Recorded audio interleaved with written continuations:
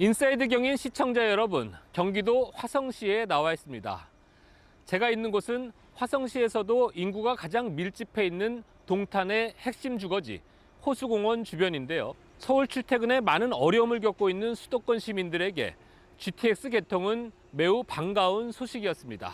비록 전체 노선은 아니지만 동탄과 수서를 잇는 GTX A 노선이 개통된 지 6개월이 지났는데요. 그동안 어떤 변화가 있었는지 점검해 봤습니다. 동탄역에서 서울 수서역까지 불과 21분. 대중교통의 혁명이란 수식어를 단 GTX, 즉 수도권 광역급행철도 시대가 열렸습니다. 경기도 화성시 동탄에서 파주시 운정까지 연결하는 GTX A 노선. 그 일부인 동탄 수서 구간이 지난 3월 말 개통된 겁니다.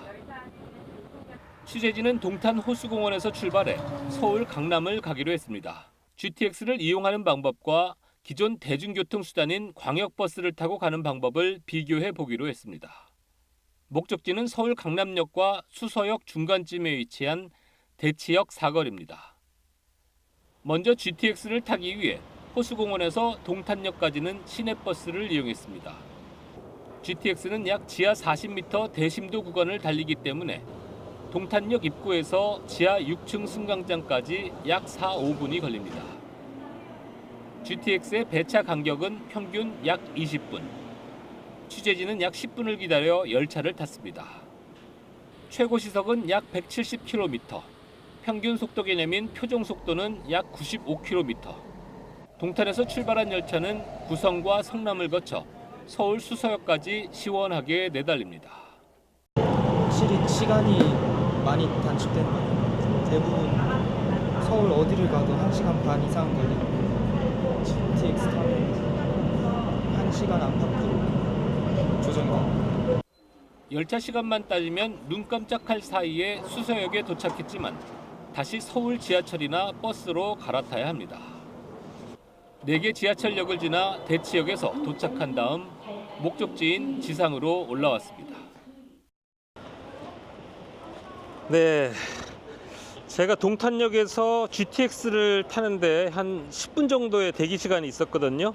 그래서 그런지 동탄 호수공원에서 여기까지 오는데 1시간 20분 정도가 걸렸습니다. 이번에는 동탄 호수공원 근처에서 곧바로 광역버스를 타고 대치역 사거리까지 가봤습니다. 경부 고속도로를 거쳐 서울 남부터미널이나 강남역까지 온 다음 지하철이나 버스를 갈아타면 대치역 사거리까지 올 수 있습니다. 시간은 약 1시간 30분이 걸립니다. GTX보다 10분 정도 늦은 셈입니다. GTX는 이동 시간을 획기적으로 단축했지만 배차 시간이나 역내 이동 시간, 특히 2번의 환승 시간을 더하면 교통혁명이란 말이 무색해집니다. 대치역까지 든 교통요금은 GTX 이용 시 약 4,500원 안팎. 광역버스를 이용할 때보다 40-50% 비싼 가격입니다. 경기 남부에서 직장인들이 많이 찾는 서울 강남역까지 갈 경우 여전히 광역버스가 GTX보다 가격과 시간, 편의성 모두 좋다는 평가입니다.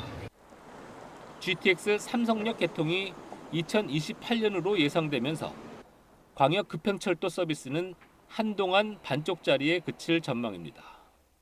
삼성역까지 이렇게 개통이 돼야 흔히 말하는 강남 접근성이나 강북 쪽으로 가는 교통편이 또 다른 지하철하고 연결이 되는데 수서에서는 지하철 갈아타고 막 이렇게 해도 광역버스 가는 시간보다 더 걸리니까.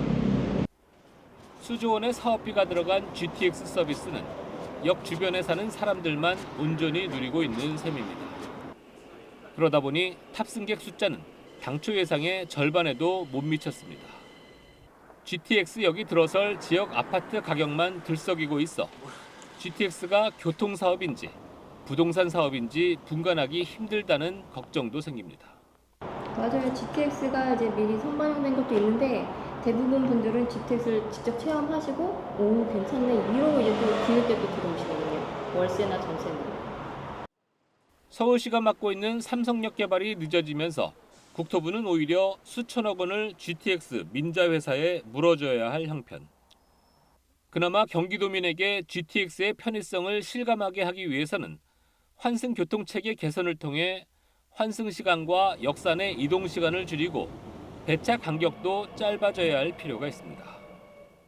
GTX 같은 경우는 역간 거리가 일반 철도에 비해서 상당히 떨어져 있습니다. 그건 무슨 얘기냐면은 GTX 주변에 혜택을 보는 사람은 소수고요. GTX 혜택을 보지 못하는 되게 분산되어 있는 사람들이 있습니다. 그래서 이런 분들을 GTX 역까지 신속하게 연결할 수 있는 대중교통 측면의 네트워크 구성도 필요하고요. 통근자를 위한 요금 지원 정책이 꼭 필요하다고 생각합니다. 경기도가 처음 GTX 사업을 제안한 건 지난 2009년. 중앙정부가 이를 국가철도계획에 포함시킨 때가 2011년. 과연 나머지 두 개 BC 노선과 올해 초 대통령이 공약한 DEF 노선까지 순차적으로 완공되려면 적어도 20년 이상 걸릴 수 있습니다. 과연 그때도 사업성이 유지될 수 있을지 의문입니다. 기존의 GTX A, B, C 노선 중에서 한 번의 예타를 통과한 건 A 노선밖에 없습니다. B, C는 어렵게 통과됐는데요. A, B, C 어떻게 보면 우등생도 어렵게 통과했는데 이제 후발이죠. D, F는 아마 B, C보다도 더 많은 논쟁이 될 겁니다. 목적 가리기는 꼭 필요하다고 생각은 하고요. 대규모 택지 개발과 산업시설 유치를 희망하는 경기도 기초자치단체들은 저마다 광역교통망 신설이 필요하다고 아우성을 치고 있습니다. 그러나 미래 고령화 저출생 시대에도 지금과 같은 출퇴근 문제가 계속될까요? 지금 당장 시작해도 2035년 이후에나 완공될 비싼 인프라 투자 사업이 여전히 유효한 것인지에 대해 면밀한 검토가 필요합니다. 시청자 여러분 안녕하십니까? 1700만 경기도민, 인천 시민들과 함께 수도권의 다양한 이슈들을 심도 있게 짚어보는 인사이드 경인입니다. 출퇴근 30분 시대, 수도권 교통 지옥 문제를 해결하기 위해 마련된 혁신적인 교통수단, 바로 수도권 광역 급행철도 GTX입니다. 자, 그중에서도요, 지난 3월 말 제일 먼저 GTX-A 동탄 수서 구간이 개통된 지 어느덧 6개월이 지났습니다. 무엇보다 출퇴근 시간을 줄여줄 것으로 큰 기대를 모으면서 출발했습니다만 6개월이 지난 지금 이용객은 여전히 예상에 크게 미치지 못하는 것으로 나타났고요. 모든 구간을 완전히 개통하는 시점도 늦어지고 있어서 손실이 더 커질 것으로 보입니다. 오늘 인사이드 경인에서는 GTX-A 개통 6개월을 돌아보고 개통 현황과 해결해야 할 과제 등에 대해서 알아보는 시간 마련했습니다. 함께 말씀 나눠주실 두 분 모셨습니다. 먼저 유정훈 아주대 교통시스템공학과 교수 나오셨습니다. 안녕하십니까? 네, 안녕하십니까? 자, 민만기 녹색교통운동 대표께서도 나오셨습니다. 안녕하세요. 네, 안녕하세요. 자, 교수님, 자 네. GTX-A 수서 동탄 개통 이제 6개월이 됐습니다. 지난 6개월 어떻게 평가하시든지 100점 만점이라면 네.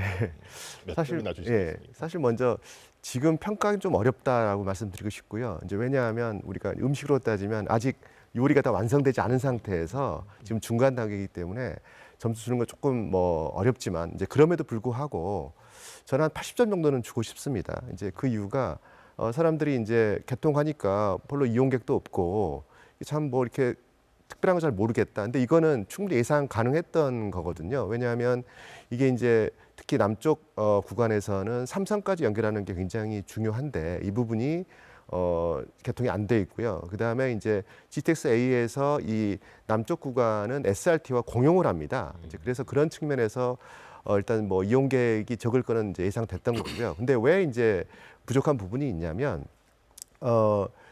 그 연계교통 같은 경우는 조금 더 좀 다듬을 수 있지 않았나라는 생각이 듭니다. 그래서 지금 가장 크게 이제 그 논란이 되고 있는데 바로 옆에 사시는 분들은 굉장히 편한데 조금만 떨어져 있는 분들도 이게 굉장히 접근이 어렵거든요. 예, 그렇습니다. 근데 그런 상황에서 이제 그래도 조금 점수를 좀 후하게 준 거는 사실 이제 저희 전문가들은 뭘 염려했냐면 이게 전용 구간이 아니고 공용 구간입니다. 기존 SRT가 달리고 있는데 여기에 이제 끼어서 같이 운행을 하는 거거든요. 그래서 이게 좀 잘 될까 좀 염려가 좀 있었고요. 그 다음에 이제 그 같은 이제 대심도 구간을 운행을 하지만 중간에 역도 이제 있고 그 다음에 이렇게 그 일반 SRT 다르게 이게 도시 내 매일 반복적으로 움직이는 분들이 한 이제 어떤 수단이기 때문에 혹시 모를 어떤 안전사고 문제라든지 이런 부분에 대해서 조금 염려가 있었습니다. 근데 다행히도 이제 그런 부분이 아주 뭐 이렇게 원만하게 잘 진행돼서 그런 측면에서는 충분히 그래도 역할을 하고 있다라고 평가하고 싶습니다. 그 GTX-A 개통 이후에 가장 큰 변화라면 어떤 걸 꼽을 수 있을까요? 현실적으로도 사실 뭐 수도 동탄 일부 구간이긴 하지만은 이게 21분이면은 정말 그 시공까지 압축된 정도의 수준이거든요. 이제 그래서 이런 것들을 새로운 교통수단의 어떤 가능성을 이제 시민들한테 확인시켜 줬다라는 측면에서 큰 변화라고 생각을 합니다. 자, 민 대표님, 네. 이제 유 교수님은 80점을 주셨습니다. 같은 질문 해보겠습니다. 자, 민 대표께서는 개통 6개월을 맞은 GTX-A 몇 점 주시겠습니까? 저는 조금 점수를 좀 깎아야 될 것 같아요. 한 65점에서 70점 정도 줄 수 있다고 생각하는데 일단은 그 개통 초기이기 때문에 큰 사업이고 대심도로 다니는 거기 때문에 차질 없이 운행을 계속할 수 있느냐, 안전사고가 혹시 나지 않느냐 이런 문제가 있었는데 그런 문제는 아직 큰 사고가 없었어요. 그러니까 50점 만점에 40점 내지 45점은 일단 줘야 될 것 같다. 앞으로는 사고 일어날지 모르지만 현재까지는 큰 문제가 없었다. 이런 정도고요. 다만 이용객 수가 지금 예상치의 절반 정도에 미치지 못하는 경우도 있고 절반 정도에 그치고 있거든요. 이 문제는 물론 이제 부분 개통이라서 당연히 적은 건데 그 예측치 자체도 부분 개통이라는 걸 전제하고 예측을 했었던 거예요. 그 부분 개통을 전제하고 예측한 거에 절반이기 때문에 그거는 절반밖에 점수를 못 주겠다 싶으니까 안전에서 40에서 45점 주고 그다음에 이용에 관한 문제에서 반밖에 못 주면 25점 주면 많이 줬을 경우에 70점밖에 안 된다 이렇게 되고 적게 잡으면 그보다 아래일 수도 있는 그런 상황 일단 있다고 보고 앞으로 완전 개통이 되면 좀 점수는 올라가겠죠. 그렇지만 현재까지는 그런 상황이라고 하는 것이 맞을 것 같습니다. 조금 박하게 주셨는데 자, 그럼에도 불구하고 이런 부분은 꽤 긍정적이다. 어떤 것들이 있을까요? 글쎄요. 일단은 우리나라 교통 체계가 굉장히 문제가 많고 시설이 부족했던 상황이었는데 그 중에서도 광역교통 체계에서 광역교통 서비스를 고속으로 제공하는 게 거의 없었어요. 근데 이 광역교통 서비스를 광역철도가 완행만 있었는데 이 고속 서비스를 제공하게 됐다라는 것이 일단 큰 변화긴 합니다. 그래서 이게 수도권에 장기적으로 이제 완전 개통이 된다든가 하면 장거리 통근자들한테 상당히 도움이 될 거다 이렇게 생각을 합니다. 다만 이제 현재는 시간 단축을 실현했음에도 불구하고 기대했던 충분한 파급 효과가 덜 나온다. 그렇군요. 자, 유 교수님. 네. 국토교통부에서 발표한 그 GTX 노선은 모두 6개 구간. 맞습니다. 저는 좀 궁금한 게 네네. 우리가 보통 지하철은 이제 이 6개라고 하면 아라비아 숫자를 써서 1호선, 2호선 네네. 하는데 GTX는 알파벳을 쓰는 특별한 이유가 있나요? 아무래도 이제 기존의 도시철도, 이제 광역철도하고는 이제 다른 수단이기 때문에 뭔가 차별성 차원에서 그렇게 이제 넘버링을 한 것 같고요. 2009년도에 처음 이제 GTX 구상이 나왔을 때 이게 이제 외국의 사례를 이제 벤치마킹한 겁니다. 그리고 이제 BC는 이제 순서대로 B가 먼저야 되는데 한 1년 정도 C가 먼저입니다. 그래서 아마 C는 이게 남북으로 이제 통하고 있는데 이제 수원에서 출발해 저기 이제 의정부 그다음에 양주까지 가는 노선이고요. 이제 B는 이제 인천 송도에 출발해서 약간 대각선으로 이렇게 가서 이제 좀 마석으로 이제 가는 노선입니다. 그래서 그 BC가 이제 예정이 돼 있고 지금 이미 그 착공을 이제 이미 했고 또 이제 앞두고 있는 상황입니다. 이제 그러면서 이제 저희가 2기 GTX라고 하는 이제 DF가 3개가 나오게 됐는데, 이거는 이제 2기 GTX 굉장히 의미가 있습니다. 먼저 이제 가장 먼저 지금 나오고 있는 D인데, 이거는 이 한강을 따라서 이게 동서로 연결합니다. 보시면 그 모든 이제 GTX A, B, C도 그렇고요. 많은 노선들이 대부분 이제 남북, 아무래도 이제 남북 축이 중요하기 때문에요. 그 다음에 약간 대각선인데 이 동서를 연결하는 굉장히 약했습니다. 그래서 이제 GTX D가 이제 완공이 되게 되면 정말로 수도권을 이제 동서를 연결하는 굉장히 중요한 축이 되겠고요. 이건 빨리 갈 것 같습니다. 근데 이제 그 다음에 E와 F는 조금 이제 전문가 사이에서 논란이 좀 있는 건데, 이제 E는 서울의 이제 강북 노선을 이제 지나가게 되는데, 이게 예전에 서울시에서 강북 횡단선이라고 하는 노선과 좀 겹칩니다. 예, 근데 이게 조금 이제 전체적인 수요라든지 어떤 지역계 효과에 조금 퀘스천이 있어서 진행이 잘 안 됐는데, 이제 그래서 E는 조금 뭐 좀 조심스러울 것 같고요. F라는 노선은 이제 말은 GTX인데, 기존에 이제 수도권을 이렇게 원형으로 순환하는 그런 철도망이 있습니다. 근데 이걸 연결해 가지고 여기에 좀 빠른 이제 철도를 놓겠다는 거여서, F 같은 경우는 일단 GTX 고유가 더 빠르는 것보다는 연결의 의미가 있기 때문에 1차적으로는 일단 A, B, C 지금 진행되고 있는, 그다음에 D까지 A, B, C, D는 이제 현실될 거라고 보고요. 이제 이걸 중심으로 일단 먼저 생각하시는 게 좋겠다라고 판단됩니다.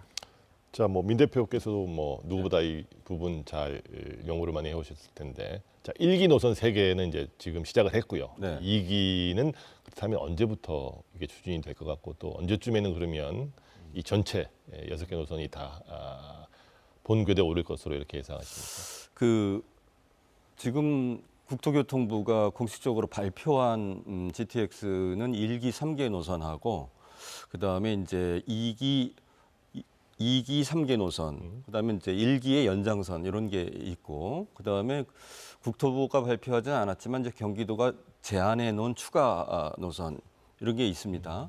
그런데 사실은 1기 외에는 확정이라고 하기는 좀 아직도 절차가 남아 있습니다. 이제 25년도에 초안을 만드는 제5차 국가 철도망 계획에 반영이 돼야 되고, 그 이후에도 예타를 포함한 타당성 검토를 거쳐야지 그 다음에야 좀 확정이 되는 거다 이렇게 얘기할 거기 때문에 2기 지하철을 35년 목표로 한다든지 뭐 이런 게 나오긴 했지만 아직 확정된 사업으로 보기는 어려워서 추진 일정을 얘기한다면 현실적으로는 1기 지하철이 어떻게 될 거냐 이걸 말씀드려야 되는데, A 노선 중에 이제 지금 동탄 그 수서가 3월에 개통이 됐고, 좌우의 반대쪽에 이제 파주에서부터 서울역 오는 게 올해 말 개통이 됩니다.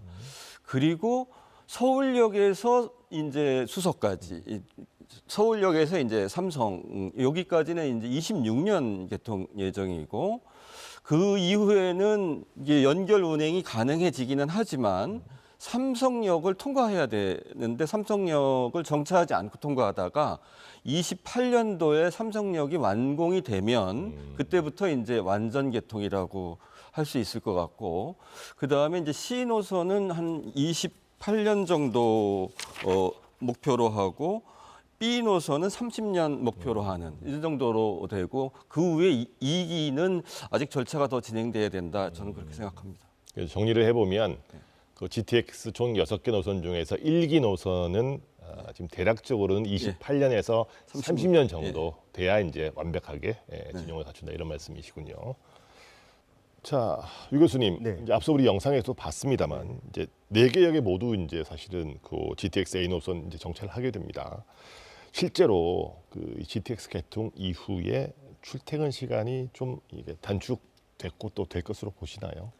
네, 그 원래 이제 대중교통 이제 버스나 이제 지하철 이런 거는 그 원래 이제 본선에서 이제 통행 시간도 중요하지만 역까지 가고 또 여기서 내려서 최종 목적지 가는 게 굉장히 중요합니다. 이제 그런 측면에서 GTX는 우리 KTX나 SRT처럼 역과 역사를 굉장히 빠르게 이동을 합니다. 그래서 이제 동탄의 수서까지 뭐 21분이니까 깜짝할 사이에 이제 가는 거죠. 이제 그렇기 때문에 만약에 내가 동탄역 역세권에 산다, 이래서 4,500m 그러니까 주변에 산다, 그리고 나의 또 직장이나 뭐 학교가 수서역 인근이다 그러면은 정말 이건 총알처럼 가버리는 거죠. 근데 이제 문제는 동탄역에서 좀 떨어져 있는 분들, 또 동탄 1이나 2의 신도시의 이제 거주민들도 동탄역까지 오는 또 시간이 좀 걸리거든요. 이제 그런 분들 같은 경우는 이제 이 본선이 빨라지는 것만 가지고는 자신의 어떤 기존의 통행 시간이 개선이 확 안 되거든요. 이제 예를 들어서 뭐 동탄역 타서 수서까지 21분인데 동탄역까지 오는데 30분, 40분이 걸리는 거예요.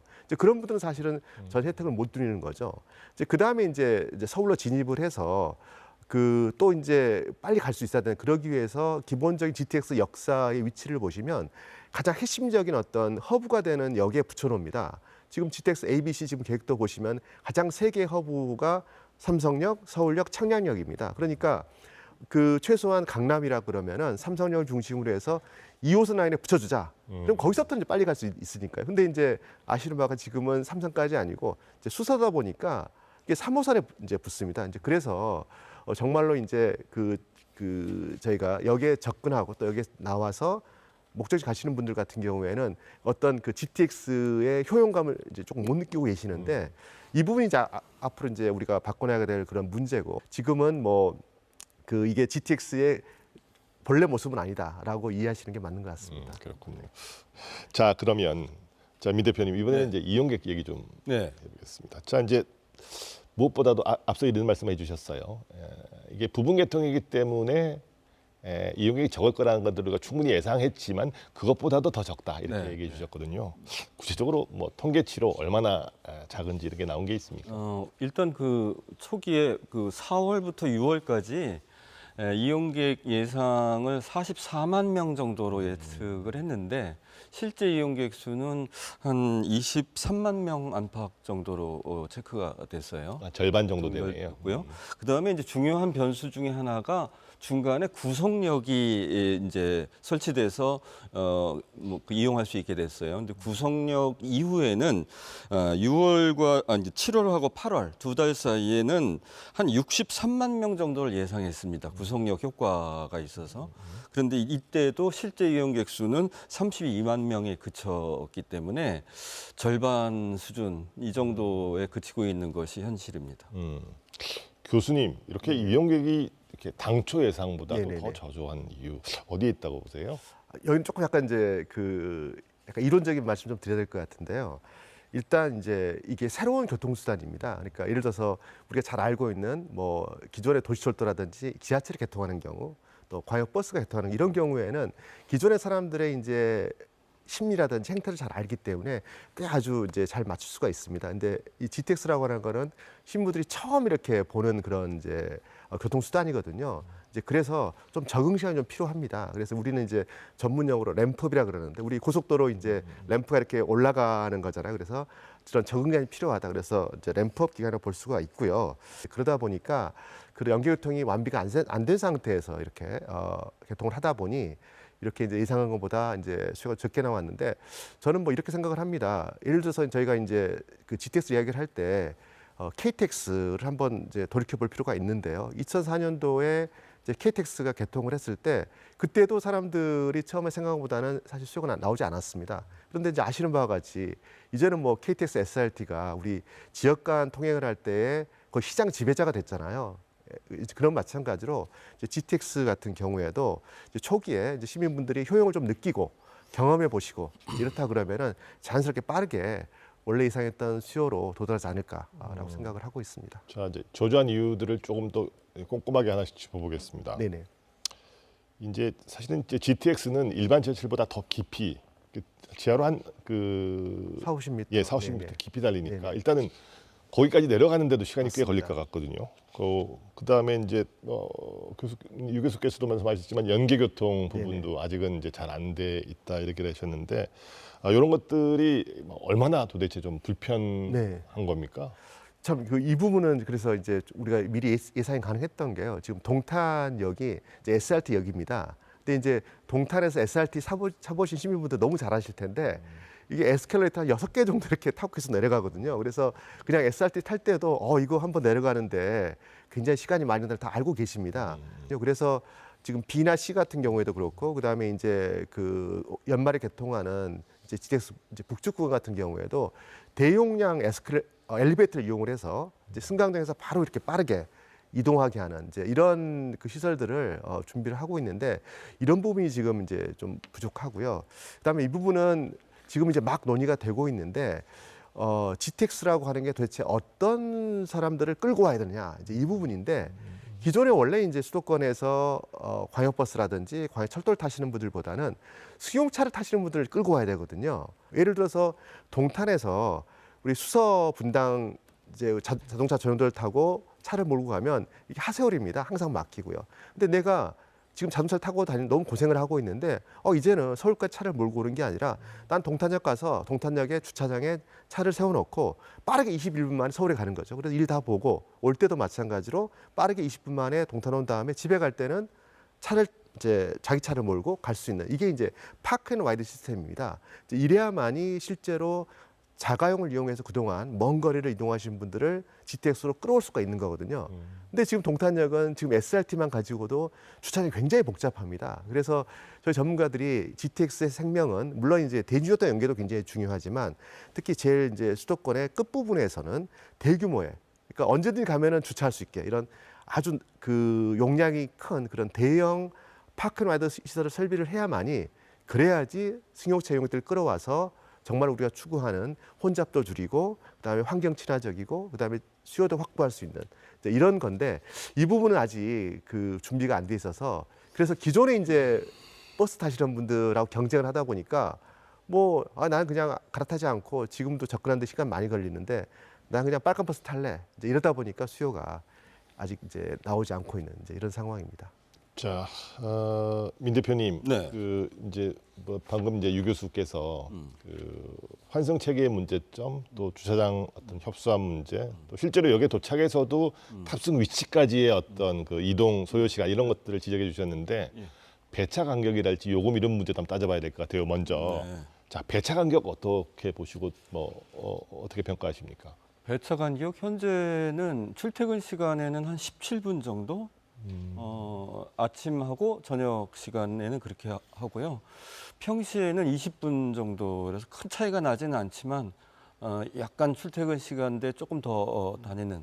근데 그 정도가 크게 나지는 않아요. 그런데 이 17분, 20분이라고 하는 배차 간격은 생각보다 예를 들어서 지역 간 철도라고 하면 큰 문제가 아닌데 일상교통이라고 한다면 조금 서비스 이용자 입장에서는 서비스 질이 만족스럽지 못하게 되는 주 요인이 될 수가 있습니다. 현재 보면은 SRT보다는 뭐 좀 그 배차 간격이 넓은 건 아닌데 광역버스보다는 배차 간격이 넓어요. 그러니까 한 번 놓치면 좀 출퇴근에 곤란한 지경에 이르게 되죠. 근데 이런 배차 간격 문제도 중요한 문제가 될 수가 있을 것 같습니다. 자, 요금이요. 얼마 정도 되고요. 이게 또 이게 비싼 건가요? 아니면 어떻게 좀 합리적인가요? 어떻게 평가하십니까? 요금이 지금 이제 동탄에서 수서까지 가장 길게로 잡았을 때는 한 4,450원인가요? 이렇게 잡고 있습니다. 상대적으로 광역버스는 3,000원이에요. 1.5배 정도 되는데 사실은 시간 단축에 관한 문제는 거의 3분의 1에 가까운 정도로 이렇게 도달시키기 때문에 1.5배가 그렇게 높은 가격처럼 보이지는 않을 수도 있어요. 그렇지만 아까 말씀하셨던 대로 이용자 입장에서는 본선만이 아니라 전체적인 일상교통 통근교통, 통학교통에서 자기가 이제 도어 투 도어나 우리 집에서부터 목적지까지를 따져야 되는데 그거가 전체가 절반이거나 3분의 1이 되면 뭐 감수할 수도 있겠지만 그게 아닌 상태가 되니까 이게 좀 문제가 됐고 또 매력이 작아진다. 이제 그런 생각이 들고요. 그다음에 이제 요금에 관한 문제를 우리가 지금 K패스를 이용하면 조금 할인이 더 있을 수는 있어요. 아쉬운 점이 하나 있습니다. 원래 이 GTX의 사업 목적의 1번이 수도권 교통난 완화고 그거하고 이제 병행해서 장거리 통근자들의 교통복지를 제고한다 이런 겁니다.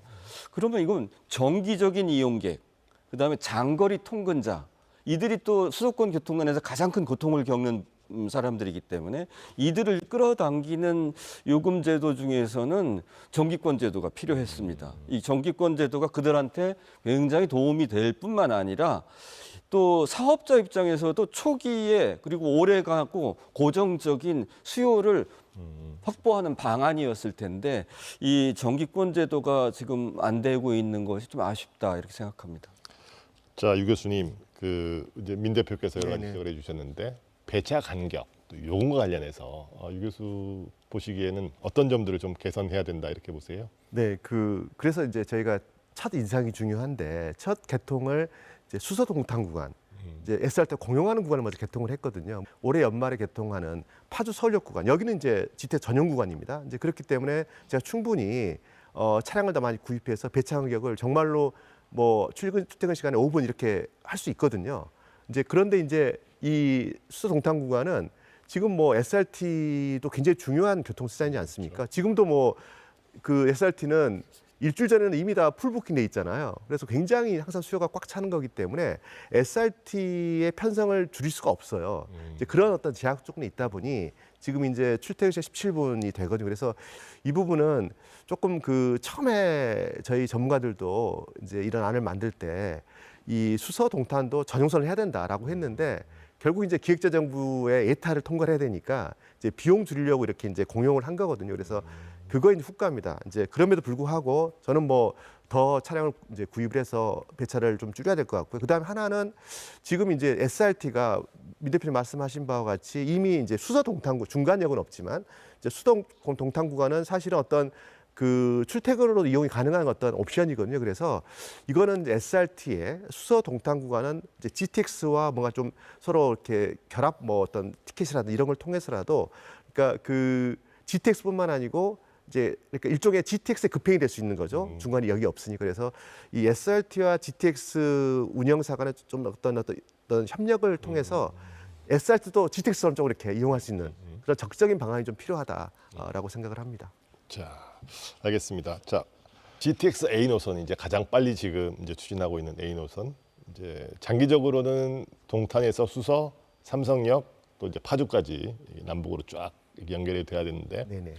가장 핵심 그 역이 역시 삼성역인 것 같아요. 네네. 이 삼성역. 뭐 그런데 이게 이 삼성역 환승센터 이거는 제가 알기로는 원래는 2021년에 완공되기로 돼 있었는데 이게 또 연기돼서 지난해 말로 미뤄졌다가 이게 다시 4년 뒤 2028년 4월로 또 미뤄졌단 말이에요. 그러면 당초보다 한 7년 이상, 이제 7년 가까이 늦어지는 건데 교수님 왜 이렇게 이 삼성역 이 환승센터 이거 늦어지는 겁니까? 이 부분은 정말로 정말 그 답답한데요. 이제 일단 아시는 바와 같이 이제 삼성역 환센터라고 하는 게 삼성역 환센터만이 아니고 이제 영동대로라고 하는 엄청나게 큰 이제 광로 지하를 복합 개발하는 겁니다. 그래서 아시는 바와 같이 이제 예전 한전 부지를 매각하면서 이제 현대자동차가 거기에 엄청난 이제 그런 어떤 그 신사옥을 만들고 그다음에 기존의 코엑스와 결합해서 아마도 뭐 그 우리나라 역사에 가장 큰 대규모 그 사업입니다. 영동대로 이제 복합 이제 환센터가 정말 천지개벽을 할 그런 엄청난 사업인데 이제 그러다 보니까 당연히 여러 이제 고려할 요소들도 많고 그다음에 특히 이제 중앙 정부와 그다음에 또 그 서울시와의 어떤 이제 협조, 협력 이런 것들이 굉장히 중요합니다. 근데 아쉽게도 그 중앙 정부와 서울시 간의 어떤 그 행정적인 업무적인 이제 협력이 그렇게 원하지 않았습니다. 그래서 이렇게 서로 혼선이 있는데 이 부분을 정말로 아주 강력한 컨트롤 타워가 있어서 좀 정리를 좀 얼른 빨리 해줘야만이 지금 그나마 지금 이제 28년 개통을 목표로 하고 있는데 이게 달성이 되지 만약에 이런 상태로 또 이렇게 한두 해 넘어가면 저는 28년 개통도 이게 퀘스천 마크가 붙거든요. 그래서 이 부분은 정말로 이제 관계 당국에서 이 시급함을 느끼시고 정말로 이렇게 그 윈윈할 수 있는 그런 방안을 얼른 찾아야 된다라고 생각을 합니다. 이 적자가 계속될 경우에는 이제 문제는 국토부에서요. 이 파주 운정 소유 구간 이건 이제 민자 사업 구간인데 이 SG 레일에게 이 삼성역 미개통에 대한 손실액도 보상해 줘야 된다 이렇게 돼 있어요. 네, 예. 아니 그러면 이 재정 부담도 상당해질 건데 민 대표님 이 문제는 어떻게 해결해야 됩니까? 제가 봤을 때 이 문제는 쉽게 해결될 것 같지는 않고요. 매우 안타까운 상황입니다. 그런데 이게 이제 중앙정부와 지방정부 간에, 그러니까 서울시와 국토부 간의 의사소통이나 컨트롤타워 부재에 관한 문제로 볼 수도 있고요. 만약에 혹시 이 민간 기업하고 국토부 간의 계약 사항 때문에 이걸 시간을 맞췄다고 칩시다. 그러면 어떻게 되냐면 그 여러 개의 노선이 복합적으로 환승해야 되는 삼성역을 잘 못 만들게 되면 우리가 얘기했던 환승 연계 체계가 망가지게 되는 겁니다. 그래서 사실은 삼성역이 왜 중요한 역이냐면 여러 노선이 다 겹쳐지고 거점이고 허브고, 그런데 이 허브의 환승 연계 체계가 아주 원활하고 좋게 잘 만들어져야 됩니다. 이 준비를 안 하고 뭐 조속히만 개통한다고 해놓으면은 오히려 지금 나타난 문제의 새로운 버전이 또 나타나가지고 큰 문제가 될 수가 있어요. 결국은 재계약을 하든가 아니면 뭐 소송이 벌어지든가 하는 그런 그 마지막 수단에 관한 문제까지도 갈 수 있지 않을까 이렇게 생각되고, 국민으로서는 국토부가 계약 불이행으로 보상을 하게 된다라는 거는 납세자의 세금을 내준다라는 거기 때문에 이 관료가 또는 국토부에서 정말 책임 있게 잘 대처해야 된다고 생각합니다. 네. 자 이번에는요.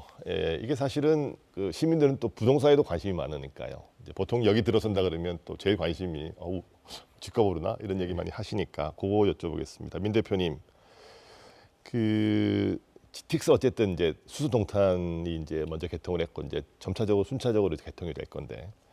이게 이제 아무래도 인근 지역의 부동산 또 집값 영향을 끼칠 수밖에 없어요. 이 부분에 대해서는 어떤 입장이십니까?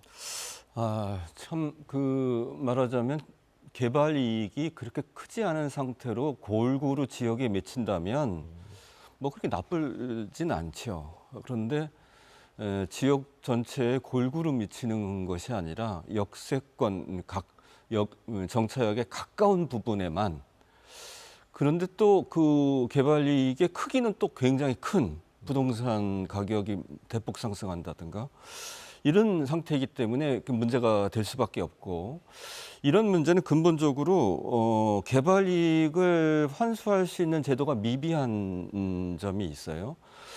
다른 나라의 사항을 보면은 이런 대규모 어떤 SOC가 개발되거나 고속 철도 서비스가 들어갈 경우에는 그걸 계기로 해서 지역의 종합개발 계획이 수립돼서 그 택지부터 시작해서 뭐 도시를 재정비하는 정비 계획이 이렇게 추진되는 경우가 있는데, 그렇게 될 경우에는 그 개발 이익이 특정인들한테만 이렇게 집중되어지는 이런 문제를 좀 방지할 수가 있게 되겠죠.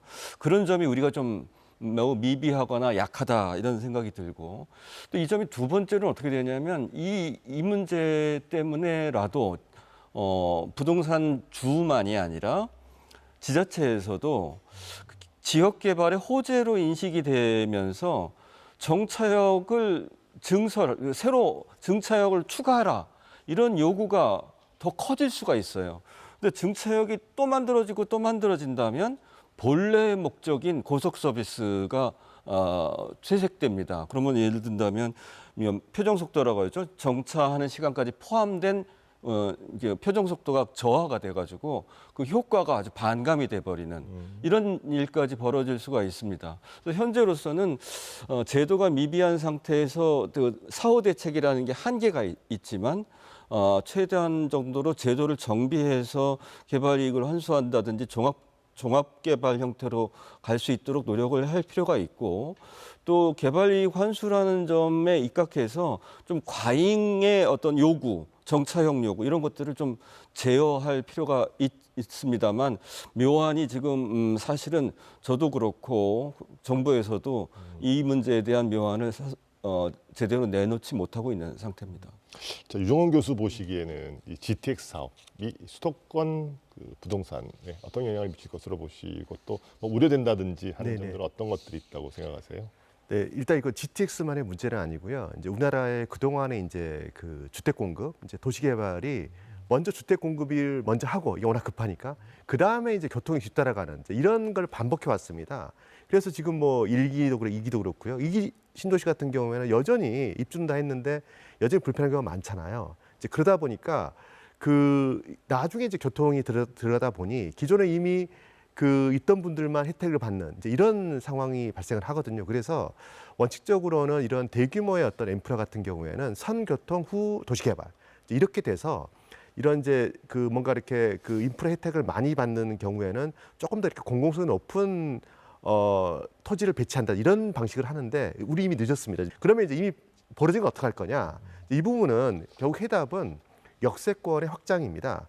지금 이제 그 저희가 GTX는 특히 일반 어떤 철도역처럼 400m, 500m 여기만 이렇게 그 편의성을 혜택을 받는 게 아니라 정말 1km, 2km 이렇게 멀리 예를 들어 동탄 같은 경우에는 동탄 1기, 2기 신도시 모든 주민들이 다 이용이 편하게 그렇게 되면 자연스럽게 어떤 개발 이익도 이렇게 퍼질 수가 있거든요. 그래서 지금 이미 이제 그 선 개발이 이루어진 그런 GTX역 같은 경우에는 연계교통을 좀 편리하게 하고 파크앤라이드를 이제 확대를 해서 어떤 역세권이 대폭 확장되게 하는 이 방법이 이런 어떤 일부 주민들한테만 집중된 어떤 개발 이익을 그래도 좀 이렇게 형편스럽게 이제 바꾸는 그런 가장 핵심적인 내용이 되겠습니다.